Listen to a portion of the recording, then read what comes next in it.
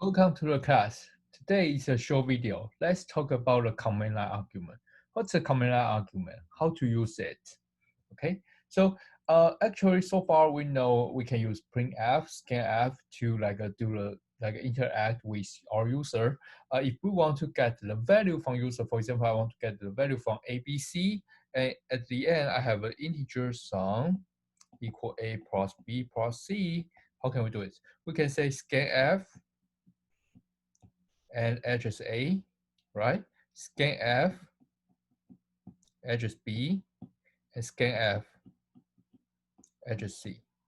And we try to give a format. This is integer, so %i, %i, %i.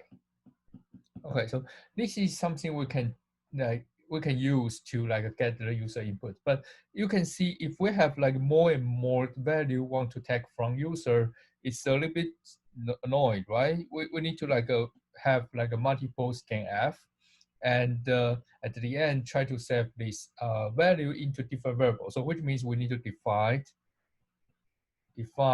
A, B, C. We need to define all variable and use it on our scanf. So it's not so efficient. Okay, so today we will talk about a better way to get this user input. Actually, this is called program input. So how to get the program input? When you define a main function, you can give some arguments. So we usually say main nothing here, but actually we can change it. Main function give a argc and argv. And the type of argv is integer. The argv, the type of argv is array of character string, character star, character pointer. So actually this is string. If you know this, actually this is string. Okay, so how to use it? So when you run your program, for example, I have a program a.out /a.out, I can give argument 1, arg1, arg2, arg3. When I run the code like this with space between each argument, each keyword, then it will assign each keyword into your argv. So actually they will be into your argv. Okay, so what's the format? What's the format of this word in your argv? It will be a string. So if I run the program like this, I say copy f food 1. If I have this command, after I compile this code, in this case, this is your argv. So your argv is an array, right? So this is an array. The first element is a character pointer. So it will point to the copy f, and the second pointers will point to the food, and the third one will be food 1.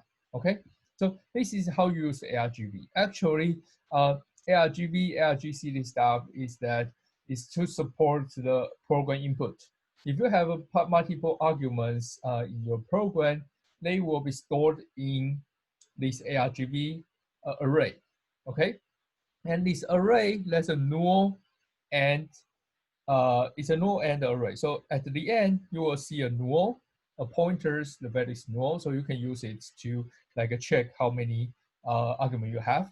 But you also can use this special keyword argc. Argc means how many argument you have. If you have copy f for 1, 3 arguments, the argc will be 3. Okay, so if you get more argument, for example, I want food 2 here, then argc will be changed to 4. So this is how you use argc and argv to store the program input from user.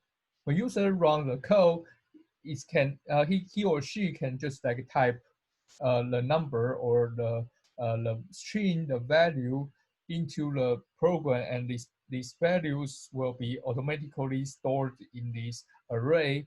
And as a programmer, you can just use this array to organize the code. So it makes your code more efficient and also more elegant.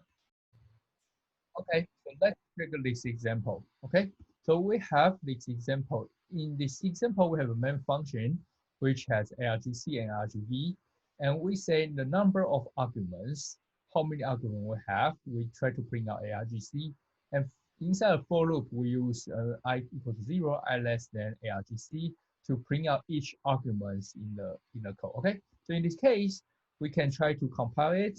So we try to compile this file to another file. Okay, so we compile it, then we can run this one. So if we just run this one, how many arguments we have? 1. The program name itself is also one of these arguments. Okay, so you can see the number of arguments is 1 and argv 0 equal to the program name. Now, of course, if we can give another example, for example, ABC, DEF, XXS, then we will see we got 4 arguments. The program name, ABC, DEF, XXS. We use space to separate it. Okay, so of course, if you want to compile your code to other name, for example, you just say compile it. So /a.l, ABC, DEF. You will see the first argument is a.l. So actually, the program name belongs to the argument. So inside this array of arguments, you will also store your program name into it. So if in some purpose, you can use it to check like which program you are running.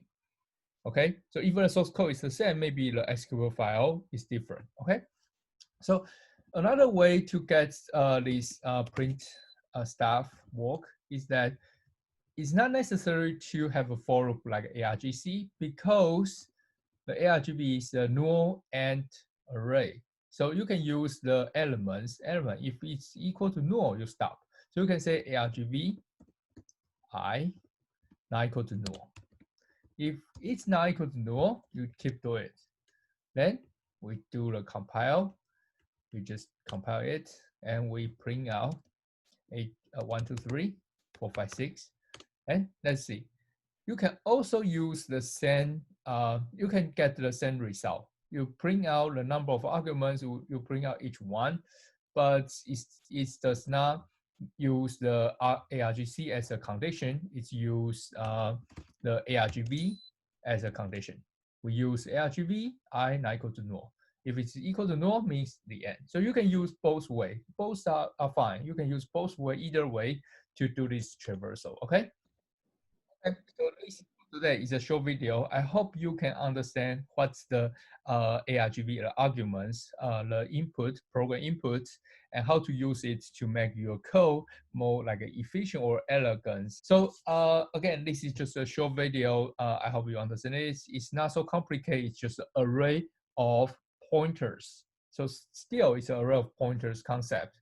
The difference is that your compiler automatically deal with this with you. There's like default array structures there, and your compiler or your program, they will figure out like how to fit your user input when you run a program, fit this user input into this like structure, into this array. Okay, so I hope you enjoyed today's video and see you next time. Okay, a common argument is awesome.